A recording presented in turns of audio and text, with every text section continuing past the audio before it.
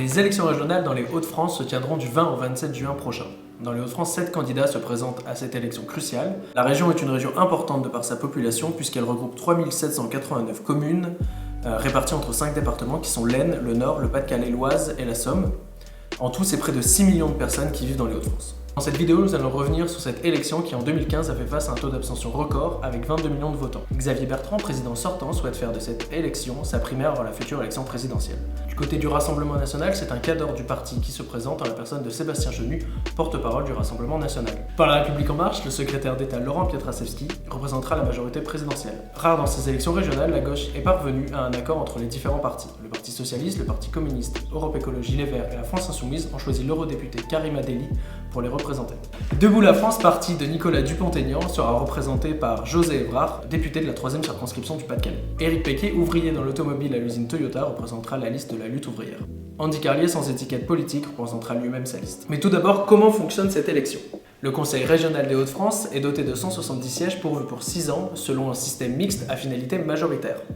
Cela peut paraître très compliqué comme ça, mais c'est très simple et fonctionne comme un vote à la proportionnelle. Cependant, 25% des sièges sont attribués à la liste arrivée en tête grâce au système dit de prime majoritaire. Les électeurs votent donc pour une liste fermée de candidats. Ces listes doivent respecter la parité, à savoir alterner un candidat homme et un candidat femme. Au premier tour, la liste ayant obtenu la majorité absolue des suffrages exprimés remporte donc la prime majoritaire. Les sièges restants sont répartis à la proportionnelle uniquement pour les listes ayant reçu 5% des suffrages exprimés. Si aucune liste n'a recueilli la majorité absolue, un second tour est organisé entre toutes les listes ayant reçu 10% des suffrages exprimés.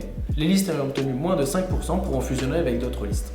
La répartition des sièges se fera donc selon les mêmes règles qu'au premier tour. L'unique différence est que la prime majoritaire sera attribuée à la liste arrivée en tête. Maintenant que nous avons vu comment fonctionnait le système des élections régionales, nous avons demandé l'avis des Lillois sur le sujet. Parce que j'ai l'impression qu'ils préparent plus les présidentielles que les régionales. Parce qu'on n'en connaît pas les enjeux. Je pense que c'est ça. C'est pas expliqué. Et puis après, c'est tout un système aussi avec les présidentielles, les candidats les uns contre les autres. Et tout le monde s'y perd. Est-ce que vous comprenez que les gens ne s'intéressent pas à cette élection Oui, parce qu'on est préoccupé, je pense, par d'autres choses. Et du coup, moi, j'ai même pas pris le temps de m'y intéresser du tout. En soi, je trouve que c'est quand même super important. Moi, en tant qu'étudiant, j'ai pas non plus relevé cette information-là. J'aurais dû et j'aimerais bien m'intéresser maintenant que je suis au courant du sujet, quoi. Donc voilà.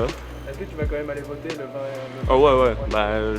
C'est un devoir un peu. De ce qu'on a pu voir, beaucoup de personnes ne sont pas forcément au courant des futures élections régionales à venir dans 2 mois et le mot d'ordre, c'est le flou total.